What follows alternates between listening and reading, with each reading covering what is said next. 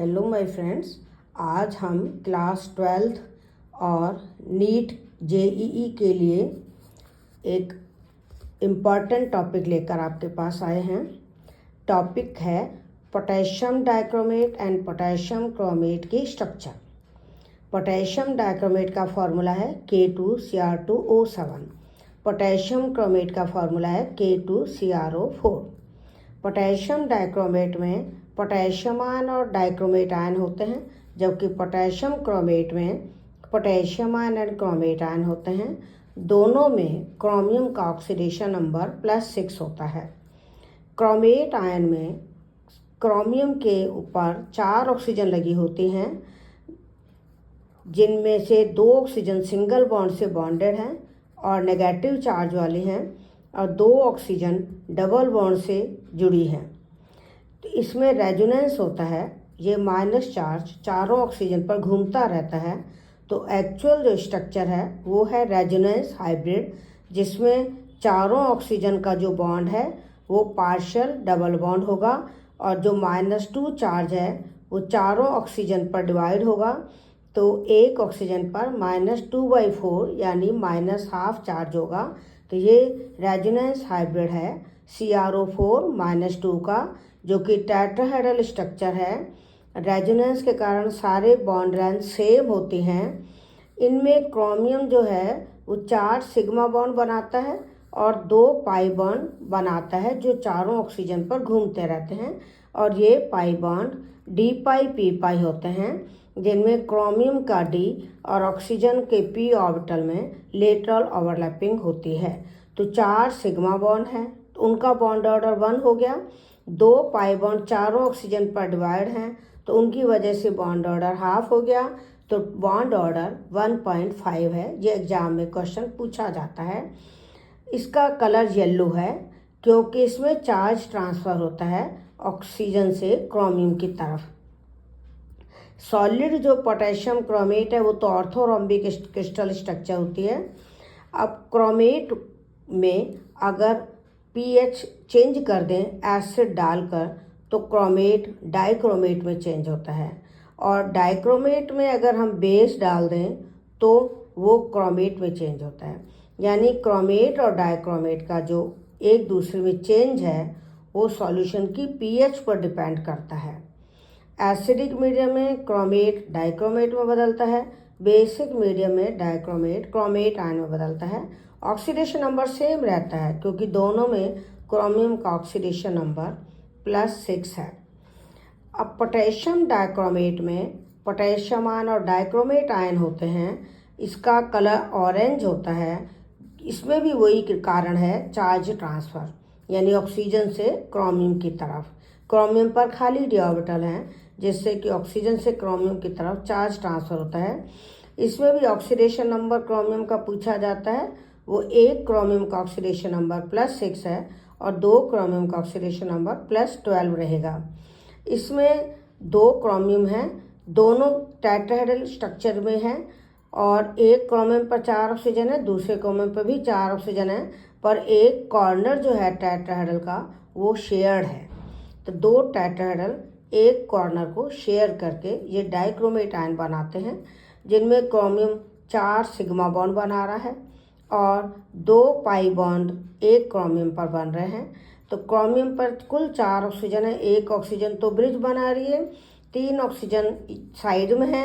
इन 3 में से 1 ऑक्सीजन पर माइनस चार्ज है और 2 ऑक्सीजन में डबल बॉन्ड है। तो इस तरह से क्रोमियम पर कुल 4 सिग्मा बॉन्ड 2 पाई बॉन्ड है, जैसा कि क्रोमेट आयन में था। बॉन्ड ऑर्डर वही रहेगा और टेट्राहेड्रल ज्योमेट्री रहेगी। ये स्ट्रॉन्ग ऑक्सीडाइजिंग एजेंट है। क्रोमियम का हाइब्रिडाइजेशन कुछ बुक्स में sp3 लिखा हुआ है और कुछ में D3s होता है। ज़्यादा सही है D3s, क्योंकि क्रोमियम का इलेक्ट्रॉनिक कॉन्फ़िगरेशन 3d5-4s1 होता है। तो इसमें D3s हाइब्रिडाइजेशन से 4 बॉन्ड बने हुए हैं और 2 पाई बॉन्ड बने हैं, जिनको हम d पाई p पाई कहते हैं, क्योंकि क्रोमियम का D और ऑक्सीजन के P के लेटरल ओवरलैपिंग से वो पाई बॉन्ड बनते हैं। पोटेशियम डाइक्रोमेट एसिडिक मीडियम में क्रोमियम सल्फेट में चेंज होता है, यानी खुद तो रिड्यूस होता है और दूसरे को ऑक्सीडाइज करता है, इसलिए ये एक स्ट्रॉन्ग ऑक्सीडाइजिंग एजेंट है। और चेंज इन ऑक्सीडेशन नंबर पर मोल निकाला जाता है, तो एक मोल में 2 क्रोमियम है तो इनका ऑक्सीडेशन नंबर +12 है, जो कि +6 में चेंज हो गया। तो इक्वलेंट वेट निकालने के लिए मॉलिक्यूलर वेट को 6 से डिवाइड करना होता है, क्योंकि ऑक्सीडाइजिंग एजेंट और रिड्यूसिंग एजेंट के लिए इक्वलेंट वेट निकालने का तरीका है molecular weight upon change in oxidation number पर मोल। ध्यान रखना, पर मोल लेना है। अब है पोटेशियम डाइक्रोमेट को कैसे बनाया जाता है। 12th बोर्ड में हर साल या तो पोटेशियम डाइक्रोमेट को प्रिपेयर करना पूछते हैं या पोटेशियम परमैंगनेट को, ये दोनों ही बहुत इंपॉर्टेंट हैं। तो पोटेशियम डाइक्रोमेट को बनाने के लिए क्रोमाइट ओर लेते हैं, FeCr2O4, ये क्रोमाइट ओर है जिसको पानी में डालकर सोडियम कार्बोनेट डालकर एयर पास करते हैं, ऑक्सीजन गैस पास करते हैं, तो क्रोमाइट सोडियम क्रोमेट में बदलता है और Fe2O3 बनता है। Fe2O3 तो प्रेसिपिटेट हो जाता है, CO2 गैस के रूप में बाहर निकल जाती है और ये येलो कलर का सोडियम क्रोमेट का सॉल्यूशन मिलता है, जिसको फिल्टर कर लेते हैं। अब इस फिल्टर्ड सॉल्यूशन जो कि सोडियम क्रोमेट का है, उसके अंदर हम H2S डालेंगे तो एसिडिक मीडियम हो जाएगा और क्रोमेट डाइक्रोमेट में बदल जाएगा, तो सोडियम डाइक्रोमेट का ऑरेंज प्रेसिपिटेट बनेगा। अब इस सोडियम डाइक्रोमेट में KCl डालेंगे तो पोटेशियम डाइक्रोमेट के क्रिस्टल्स बनेंगे, क्योंकि सोडियम डाइक्रोमेट ज़्यादा सॉल्युबल है बजाय पोटेशियम डाइक्रोमेट के। अब डाइक्रोमेट जो है एसिडिक मीडियम में क्रोमियम +3 में चेंज होता है, तो ऑक्सीडेशन नंबर पर मोल 6 से चेंज होगा। तो ऑक्सीडेशन नंबर घट रहा है, यानी ये खुद रिड्यूस हो रहा है और दूसरे को ऑक्सीडाइज करेगा, तो ये स्ट्रॉन्ग ऑक्सीडाइजिंग एजेंट है।